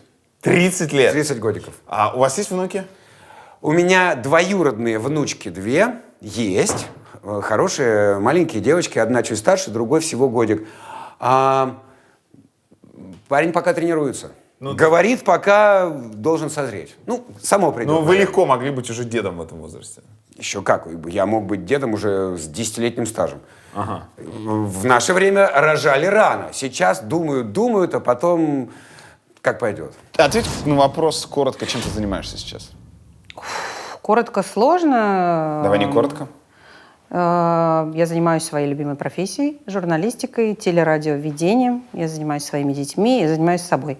У тебя есть ролик «Как сохранить секс во время беременности». А можно коротко здесь главный миф про секс во время беременности? Главный миф: мужчина боится, что во время секса с женой, когда она беременна, он может повредить своему ребенку. Или физически, или морально. То есть либо он его может... Слышит? Либо он может его задеть, или как-то толкнуть, или как-то обидеть. Но здесь приходится разочаровывать мужчин. Даже при самых серьезных параметрах задеть ребенка невозможно. А также многие мужчины думают: как же я буду сейчас спать со своей женой, а там внутри мой сын, а потом он вырастет и попомнит мне это. Нет, это не так. Секс во время беременности – это очень хороший, правильный, гармонизирующий всю семью процесс. Более того, когда женщина находится в состоянии оргазма, стенки матки сокращаются, и для младенца это является такой легкой тренировкой, таким тренажером к родам, перед родами, потому что это немножко похоже на схватки. А девушкам во время беременности легче или проще достигнуть оргазма? Очень все индивидуально и по-разному. Или это ничем не отличается от того, как у них это происходит? Нет, это сильно отличается. У женщины очень сильно во время беременности меняется и гормональный фон, и анатомия часто. И есть женщины, для которых секс во время беременности становится невыносим, а есть женщины, у которых либидо повышается многократно. Поэтому здесь очень индивидуально. Если вам не больно, если у вас после этого нет, ну и раз уж мы ушли в эту тему, в гинекологическую, нет каких-то выделений, нет никаких неприятных ощущений внизу живота, если вы получаете от этого удовольствие, если это не противоречит вашим религиозным или каким-то другим духовным установкам, занимайтесь сексом на здоровье с отцом вашего ребенка. Чем занимаетесь? Любимым делом — радио. Радио, голосовой работой. Я начинал с радио. Я с детства люблю радио. И для меня радио, особенно в детстве, это был не просто такой какой-то маленький ящичек, из которого кто-то говорил и ставил рок-н-ролл. Это был мой друг. И я в детстве на восточном побережье США, я всегда задумывался, а вот, может быть, я тоже этим когда-нибудь займусь. Вот так вот буду сидеть очень далеко где-то, буду говорить в микрофон, и мой голос будут слышать через много-много миль или километров, или там не знаю где.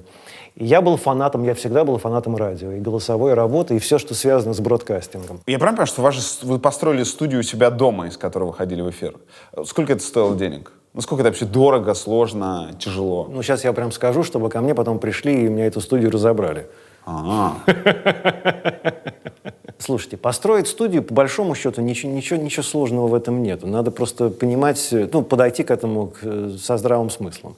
Определенное помещение должно быть, какую-то нужно звукоизоляцию сделать. Не обязательно для этого иметь самые последние цифровые какие-то пульты и обработку. Вся прелесть, например, той же первой самой моей радиостанции, на которой я работал, коммерческое радио 7 Москва, то, что ей управляли американцы, у которых, опять же, эти традиции вещательно-развлекательные, у них намного больше, и они прекрасно знают, как за центы, за копейки можно собрать студию и из нее вещать. Понимаете, дальше уже вступает в силу талант самого ведущего. Может ли он своим видением и как он говорит, как он ведет, как он ставит песни, какие он ставит песни, может ли он создать какой-то определенный театр ума, понимаете, какой-то определенный имидж. В Нью-Йорке есть одна радиостанция, Z100, Z100 она называется. Это, наверное, самая популярная радиостанция на всем, по крайней мере, восточном побережье. Это легендарная радиостанция. Я ее первый раз в жизни услышал, наверное, в году 88-м, когда мне просто кто-то привез кассеты оттуда. А потом в 89-м я сам там был и, естественно, ее слушал уже на радиоприемничке. Я когда ее слушал, мне казалось, что это просто... Вау, это... А у них еще такой анонс был «From the top of the Empire State Building». То есть мы вещаем как бы с верхушки Empire State Building. То есть у них грамотно именно подавался этот театр ума, то есть имидж, что это огромная какая-то студия в старом небоскребе в центре Нью-Йорка. На самом деле я был в шоке, когда узнал, что они там всего-навсего занимали 3 комнаты, которые они снимали где-то там, даже не в Empire State Building, у них передатчик там стоял. Сама студия вообще где-то находилась в другом месте. Вы понимаете, о чем я говорю? То есть это... Умение из фантика сделать просто полотно. Это просто ты подходишь со здравым смыслом. Вот опять же, вот как у вас сейчас все здесь расставлено. Ничего лишнего, все самое необходимое.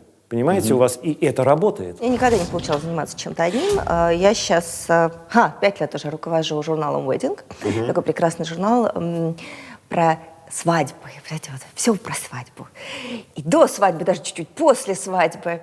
Такую красоту делаю 5 лет. Да, как раз сделали 100-й юбилейный номер, даже уже 101-й вдогонку.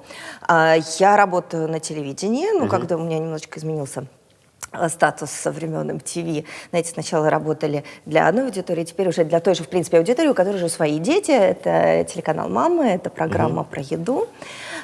Плюс я занимаюсь серьезно питанием, системами питания, всякой едой. Как тренингами? Или... Да, как тренингами, как лекциями. Такими. То есть приходит, например, Серега и говорит то, что вот leggings of grease, втягивает живот стал, leggings of grease, они, в общем, немножко выпирают. Что можно сделать? И вы разрабатываете программу для него. Да, то есть даже не то, что программу, он сам для себя все разработает, он сам все поймет, и вот эти вот легенды превратятся в кубики. Серег, имей в виду. Чем вы сейчас занимаетесь?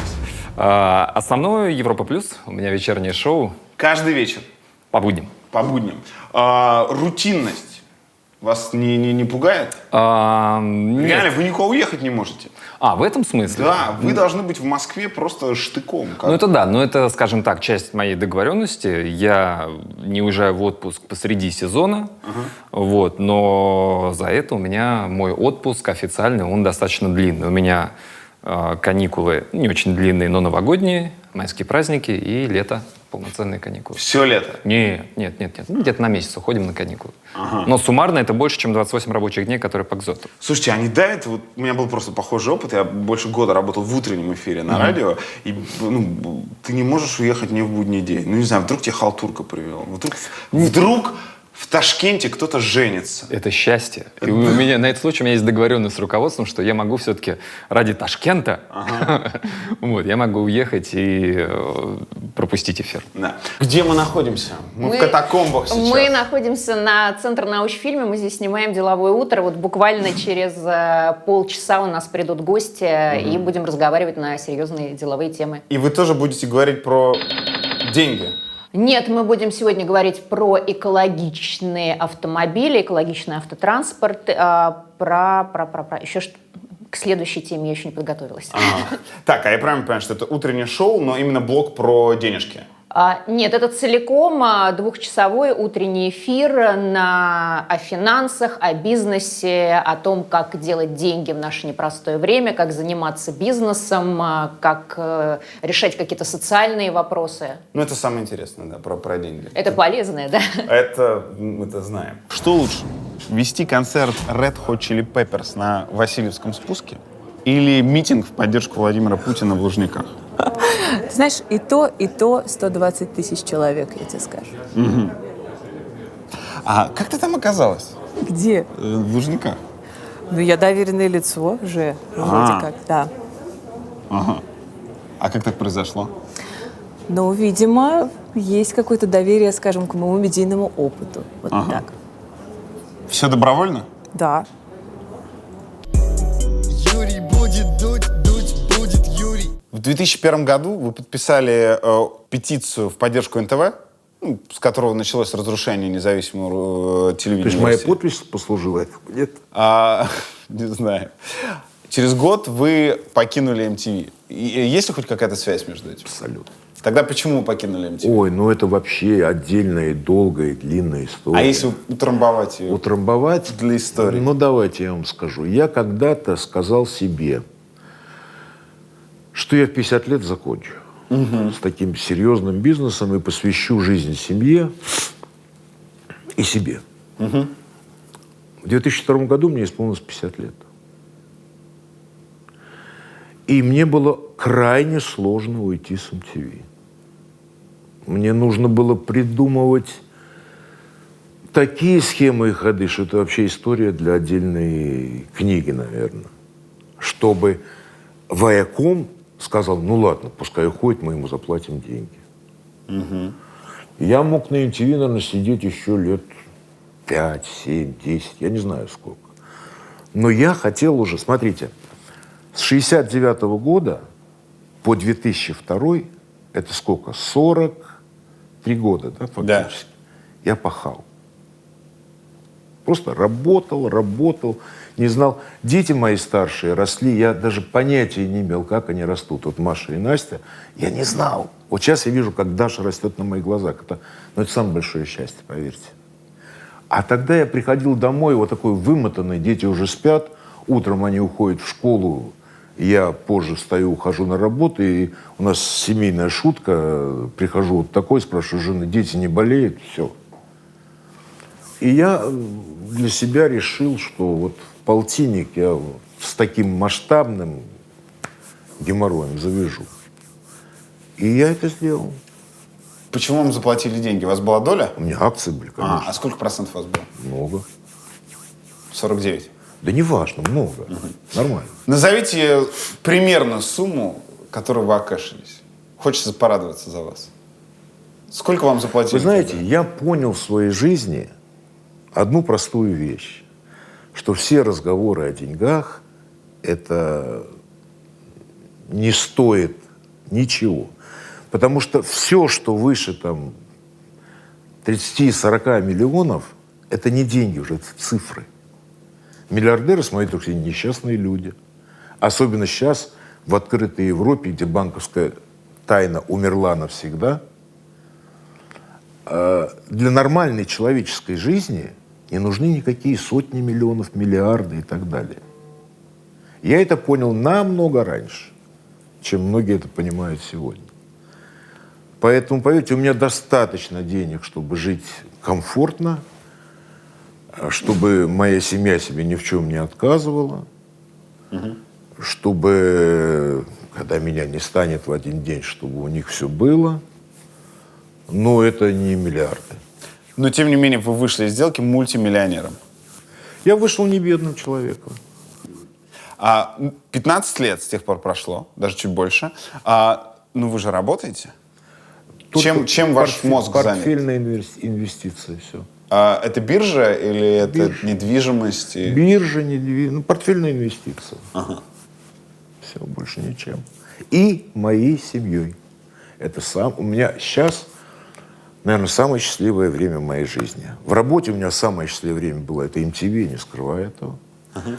А вот в жизни, как вот физического лица Бориса Зосимова, у меня последние Ну, наверное,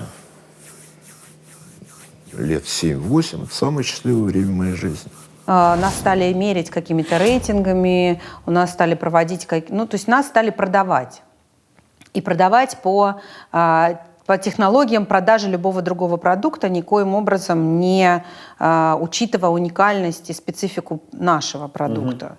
И новый менеджмент, он просто стал распускать команду. На самом деле у MTV были лица в эфире, которых знают все. Но на MTV не было ни одного человека, который бы не был звездой. Даже чувак, который сидел в архиве и выдавал кассеты, он был особенный, понимаете? На MTV были все крутые операторы, дизайнеры, звукорежиссеры, световики, люди озвучки. Там не было ни одного случайного человека. Это был уникальный организм.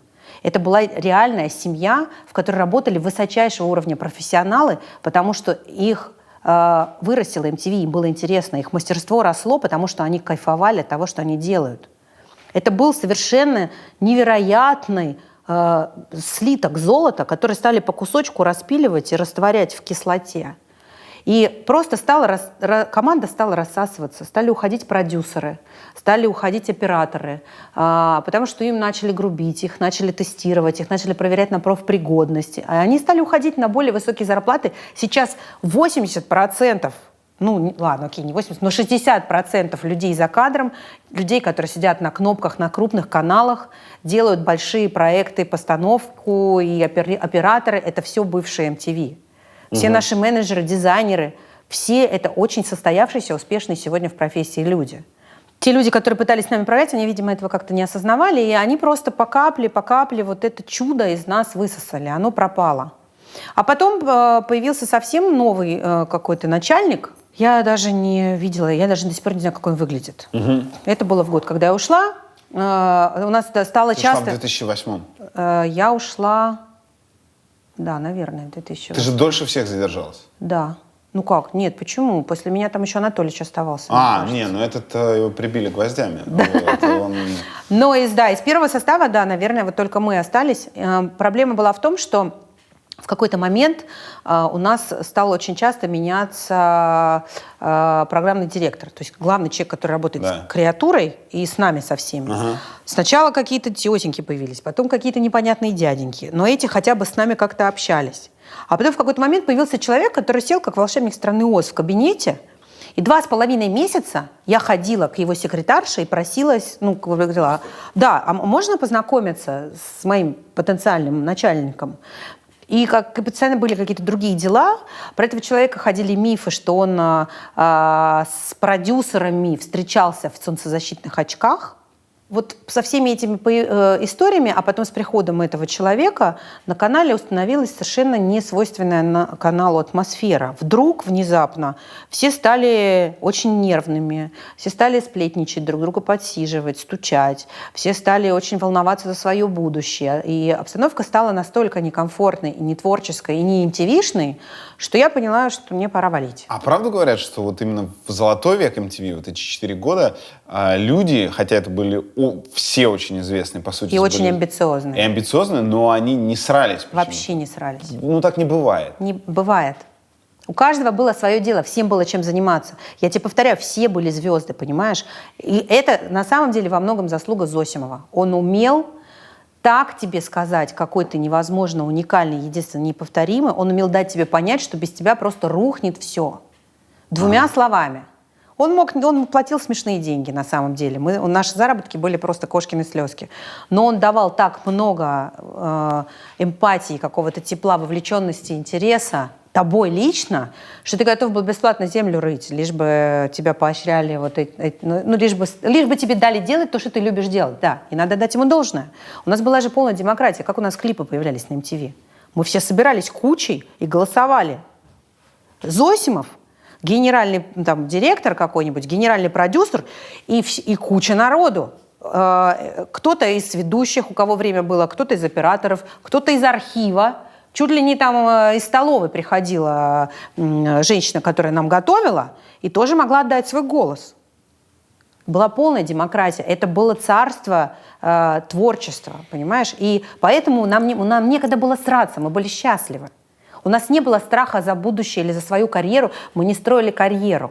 Мы этим жили. Юрий будет дуть, дуть будет Юрий. Вот смотрите, MTV — это было поколение, телевидение 4 года абсолютной свободы, когда вот казалось, что поколение молодых людей, которые в том числе пришли на Васильевский спуск смотреть на Red Hot Chili Peppers, они получают инъекцию свободы, и вроде как это повлияет на всю их оставшуюся жизнь и страну, которую они будут строить, там, разными способами, это не сможет не отразиться. Прошло 20 лет, мы смотрим вокруг, понимаем, что, мягко говоря, не все так просто, и свободы сильно меньше, чем раньше. Нет ли ощущения, что все зря? Нет ли ощущения, что что-то пошло не так? Что вот эти 4 года, они, по сути, не заразили новое поколение ничем? Сложно сказать, потому что я кручусь немножко, может быть, в другом, да, в других кругах, и глядя на своих коллег, на своих соседей, на своих друзей, я понимаю, что они живут немножко в другом измерении. И это удивительно на самом деле. Конечно, это очень тяжело, потому что вот здесь, в Америке, да, люди живут и развиваются благодаря, да, тому, что их поддерживает государство. Они открывают свой бизнес, они организовывают стартапы, могут спокойно получить на них инвестиции, в том числе от государства. А у нас немножечко все вопреки. То есть люди понимают, что они живут в стране, которая вряд ли о них позаботится в ближайшее время. А жизнь-то идет, и нужно что-то делать. И вот мои друзья, мои коллеги, они что-то делают. Они пытаются что-то открывать, они пытаются как-то реализоваться, потому что жизнь проходит, а никаких перемен не наступает. И поэтому вполне возможно, что и вот этот взрывной MTV когда-то и послужил тем самым, да, зерном, которое было заронено, уронено. Посажено, заброшено. Уронено, заронено. Закопано. И оно, собственно, проросло в какой-то степени. Это удивительно, потому что вот я, например, приезжаю к мужу, да, и привожу ему сюда детей. Детей тоже здесь надо чем-то занять, и мы ходим в детский клуб. И в детском, вот, они приходят утро, и встречают: привет, как дела, как ты сегодня классно нарядилась, там, да, что это у тебя такое. И дети завтракают, например, под джаз. И это не просто какой-то классический джаз, там, какой-нибудь Гиллеспи, там, не знаю, там, Синатра, там, еще что-то, да, кто в этом жанре выступал. А это прям очень современный, очень какой-то крутой. И вот эти вот крохи сидят такие, все в каше вот так измазанные, но при этом где-то на подкорке звучит очень классная, качественная музыка. Забираешь их, они слушают какие-то яркие мюзиклы. Это просто идет фоном. То есть они, да, тоже прощаются, но при этом где-то вот это все, это же, вот, да, это все впитывается, это там где-то внутри, и потом им это очень поможет отличать там подделку от оригинала и прочее. Это мы как раз с Сашей Пушным разговаривали на эту тему, и он говорит: я для молодежи там устраиваю какие-то вот эти всякие штуки, да, и вот сидят передо мной там 16-18 лет пацаны, девчонки, да, молодые, они не слушают музыку, которую слушаю я, они не знают, кто такие Red Hot Chili Peppers, Metallica и прочее, у них уже другие приоритеты. И тут я, значит, что-то там и вкрапляю: а я сяду! И вся толпа кричит: в кабриолет! Он говорит, я останавливаюсь и говорю: подождите, ребята, откуда вы это знаете? Откуда это у вас? Все такие: ну не знаем, ну. Понимаешь, Мама потому с что ты папой садишься в слушали, такси, да. это у тебя по радио, ты идешь там куда-то в магазин, это звучит в магазине. И это все, оно, в общем-то, вот воспитывает нас. Поэтому MTV, я думаю, что все-таки смогло посеять то разумное, доброе, вечное, что помогает людям сейчас и выживать. MTV вообще глобально, да, и тогдашний, сейчас по-другому, MTV очень сильно изменилось. Но это не про свободу в широком смысле. У MTV даже одно время был, по-моему, слоган «Free your mind» — «Освободи свое сознание». Да. Но, как мне кажется, я надеюсь, что мы тогда помогали освободить свое сознание, раскрыть его и показать, что можно быть открытым, естественным, незашоренным. Но вот то, что ты в освобожденное сознание потом положишь в эту коробочку или что тебе положат, вот это уже другой вопрос. А большинство людей, все же любят патернализм. Вот как надо делать, что нужно говорить, как поступать в той или иной ситуации. Людям проще, когда им все разжевали, в голову положили, вложили программу, чем самим проводить какую-то мыслительную работу, потом нести ответственность за эти поступки. Это скучно, нудно. Ну, в итоге все было зря? Или... Нет, ну как? Во-первых, выросли люди, которые искренне считают, я повторюсь, мы никто не Ну, я надеюсь, что никто не считал себя мессией, и никто не думал, что мы делаем что-то такое, что там вот прям миссия такое, да. Вот. Мы делали то, что нам нравилось, то, что, от чего мы кайфовали, и то, что нам казалось правильным и нужным. И если это как-то вот попало в унисон, попало в резонанс с таким количеством людей, значит, это было круто, значит, это было нужно. То, что, опять же, у меня нет в этом смысле разочарования, вот о котором вы говорите, потому что у нас не было такой задачи, что мы сейчас освобождаем людей, и что там, и на обломках самовластия напишут наши имена. Да-да-да. Такой задачи не было, поэтому как бы и нету разочарования от этого. Почему все добрую память имеют об MTV? Потому что считалось это там такой самый сильный, самый свежий ветер свободы в только что появившейся стране. Костяком зрителей той программы были люди, которым тогда было 15-20. Я был тогда, очевидно, чуть ниже среднестатистического зрителя. И вот считалось то, что сейчас людям, которые его смотрели, 35-40. Многие из них управляют страной. И считалось, что люди, на которых вот эта свобода повеет, они начнут, в общем, вести страну в сторону там, государства, где люди, желающие перемещаться по миру, считаются не пятой колонной, не предателями, а просто такими же людьми. Так почему же этого не произошло? Я здорово ошибся. Я тоже был уверен в этом. Я тоже был уверен, что на моем канале воспитаются люди, которые поведут мою Россию вперед. Я был абсолютно в этом уверен. Я абсолютно был уверен, что уж они точно никогда не вернутся в коммунизм. Ну, наверное, в этом я отгадал. Но я был уверен, что они поведут ее семимильными шагами вперед. Может быть, ради этого я все это и делал, как одна из причин. Но что-то в плане Штирлица произошло не так. Или вполне возможно, что пройдет некоторое время, и мои зрители 15-летние все-таки на правильную дорогу выйдут. И вспомнят, как было хорошо. Когда ты был внутри свободен, когда у тебя не надо было ни на кого молиться, не надо было играть в какие-то определенные игры. Все еще может случиться.